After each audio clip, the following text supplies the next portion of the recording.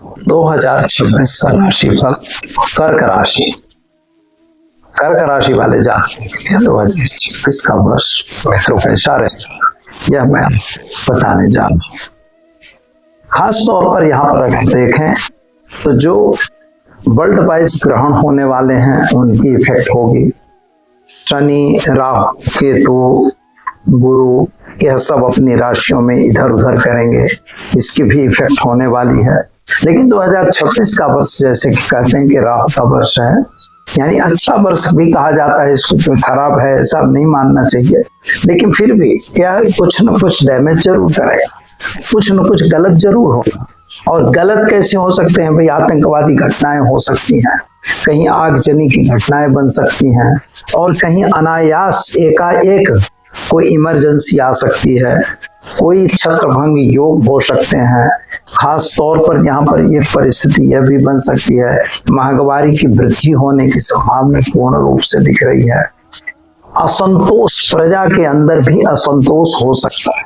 कर्क राशि मित्रों चौथा भाव कहा जाता है काल पुरुष की कुंडली, और वह प्रजा का भाव है, तो वहां भी प्रॉब्लम।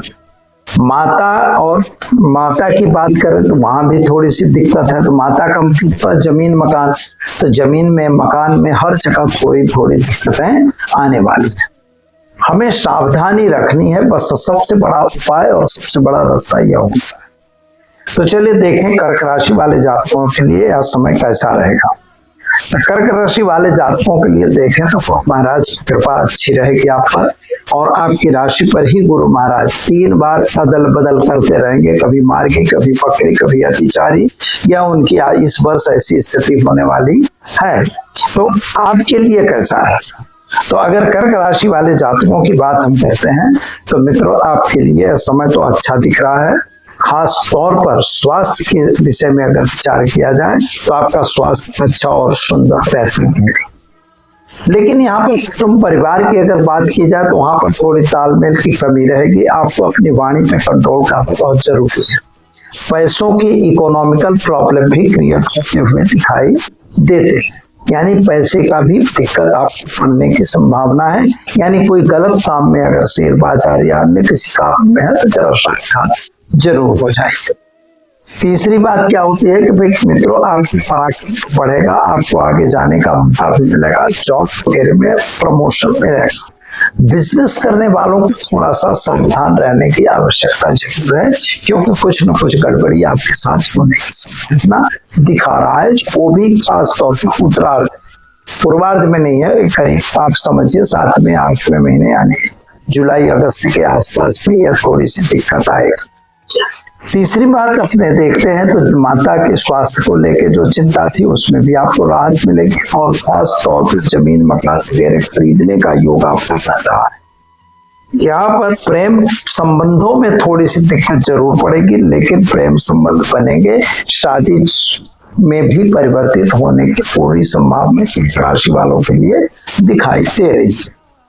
आपके जो ग्रह की जो युति प्रत्युति हो रही हैं उन युति प्रत्युतियों के कारण भी थोड़ी सी दिक्कत रहेगी। क्रोध पे कंट्रोल आपको जरूर करना है। खास तौर पर कर्ज और व्यवसाय से में अगर कर्ज लेना पड़ता है तो जरूर लीजिए, लेकिन कर्ज की मात्रा को मत बढ़ाइए, क्योंकि जितनी जल्दी कर्ज उतारेंगे उतना ही आपके लिए फायदा होगा।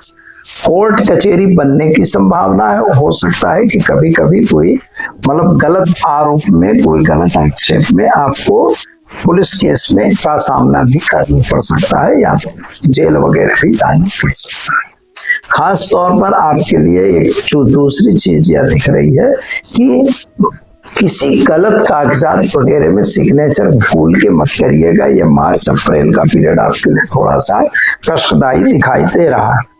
पति पत्नी का साथ सहकार तो रहेगा, पत्नी के साथ के जो तालमेल बिगड़े हुए थे उनमें अभी भी कोई सुधार नहीं होगा, यानी इस वर्ष में कोई सुधार मुझे नहीं दिखाई देता।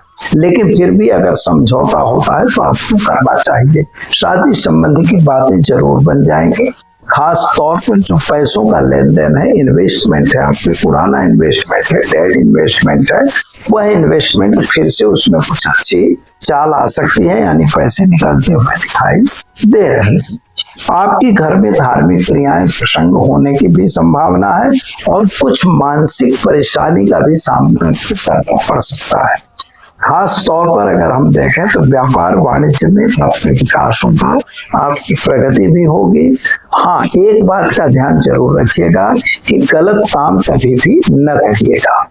इसमें आपको मित्र लोग मिलेंगे जो आपको गलत लाइन में ले जा सकते हैं। यह वर्ष आपको व्यसन से दूर रहने का दिखा रहा है। शेयर बाजार वगैरह में अगर आप काम कर रहे हैं, सोर्सेस ऑफ इनकम का कोई रास्ता है तो जरूर आप करिए, लेकिन सावधानी वहां भी रखिए।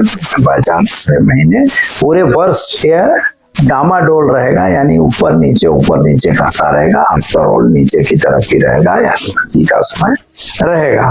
यद्यपि राहु महाराज नक्षत्र में है, शनि के नक्षत्र में है, तो उन फायदा तो आपको देंगे, ऐसा नहीं कि नहीं देंगे।